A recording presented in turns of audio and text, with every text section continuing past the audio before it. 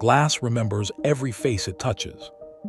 It rests on noses in silence, watches markets move, boardrooms negotiate, children learn to read, drivers trust their lives to a thin curve of plastic and steel. And yet, behind something so intimate, so ordinary, hides a structure vast enough to bend prices, influence governments, and quietly tax human vision itself. Because some industries shout their power, oil banks tech. Others whisper. Every pair of glasses carries more than lenses.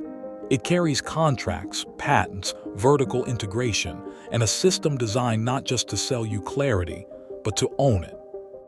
What if the global eyewear market isn't competitive at all, but carefully arranged? And what if the cost you pay has less to do with materials and more to do with control? Eyeglasses are one of the most common medical devices on Earth. Over 4 billion people need vision correction. More than 1 billion wear glasses every day. They cross every border, every income level, every culture. And yet, despite this universal demand, the global eyewear industry is dominated by a single corporate gravity well. At the center sits a company most people have never heard of, yet almost everyone pays.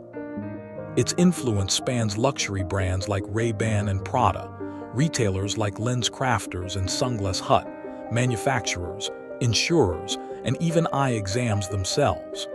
By the late 2010s, this empire generated over $20 billion annually, touching nearly every step of how vision is priced, produced, and distributed. But the real story isn't about glasses. It's about vertical integration, market design, and how control becomes invisible when it's normalized. To understand how human sight became one of the most profitable monopolies of the modern era, we have to go back, not to fashion runways or storefronts, but to a quiet industrial foundation laid decades ago. The monopoly didn't begin with luxury. It began with factories, patents, and timing.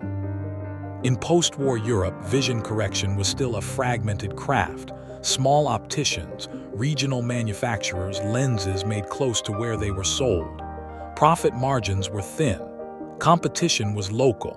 Power was scattered. But in Italy during the 1960s, a different blueprint was forming. A former salesman named Leonardo Del Vecchio started not with frames but with components, tiny metal parts, hinges no one noticed. It was unglamorous, invisible work, but it sat at the deepest layer of the value chain. While others focused on brands, Del Vecchio focused on infrastructure. This was the seed, an invisible architecture forming beneath the surface.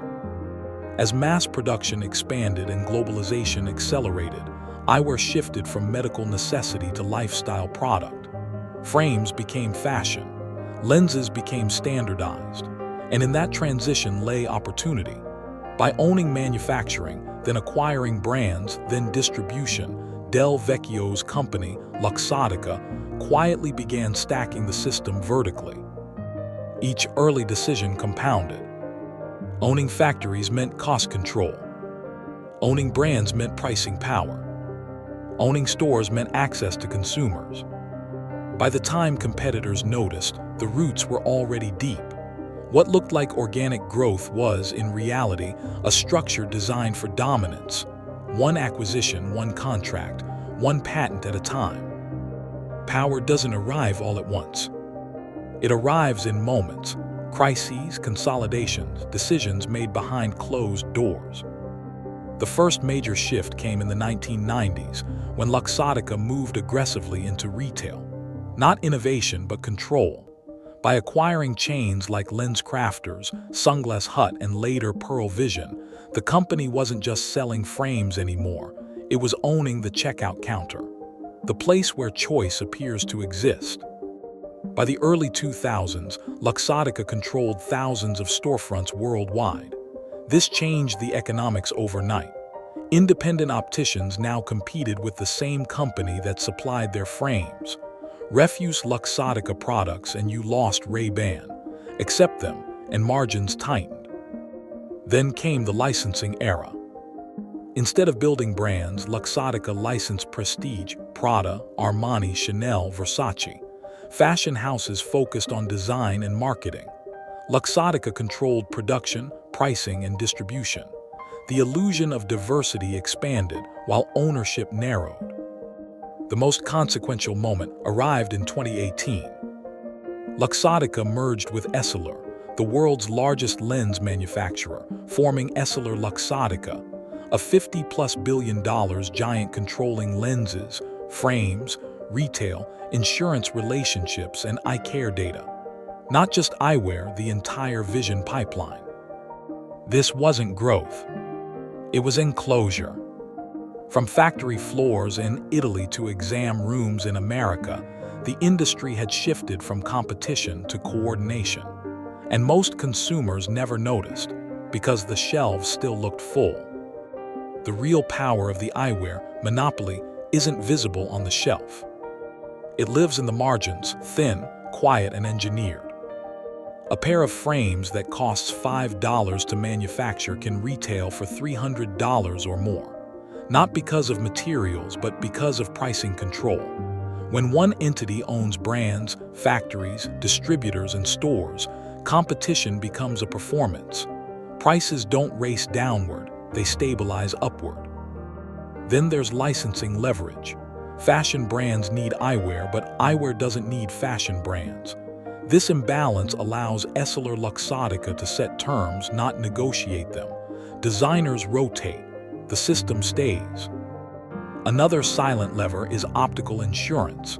Many vision plans reimburse only within specific networks dominated by the same corporate ecosystem. Choice feels personal, but it's pre-filtered. And finally, patents. Subtle curvature technologies, lens coatings, even frame structures, small innovations locked behind legal walls, extending dominance without headlines. This is not a monopoly by force. It's a monopoly by design. Every system eventually touches a human face. Literally in this case. For consumers, eyewear feels personal, a reflection of identity, taste, confidence. But beneath that choice lies a narrow corridor of options, quietly shaped long before you enter the store. When prices remain high across brands, incomes, and countries, it isn't coincidence, it's structure. For optometrists, independence has eroded. Many clinics rely on suppliers who are also competitors. Decisions about inventory, pricing, and even patient flow are influenced by contracts signed far upstream. Professional judgment exists, but inside boundaries. For workers, efficiency and scale brought jobs but also pressure. Manufacturing optimized, retail standardized, creativity narrowed to what fits the system. And for society, the cost is subtle but profound. Vision is not luxury, it's education, employment, mobility. Every paycheck carries history. Every pair of glasses echoes a decision made decades ago in a boardroom far away. There are no villains here, only incentives, compounded over time until they feel inevitable. The story of eyeglasses is not about frames or fashion. It's about how control hides inside convenience, how monopolies don't always crush, sometimes they organize, quietly, elegantly. From a small Italian workshop to a global vision empire, the monopoly of eyewear reveals how modern wealth is built. Not by owning products, but by owning systems. The question is whether this structure is good or bad. The question is whether we can see it clearly.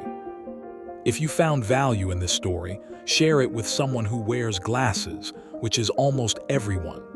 Leave your thoughts in the comments, and subscribe for more deep explorations into the hidden architecture of money, power, and profit.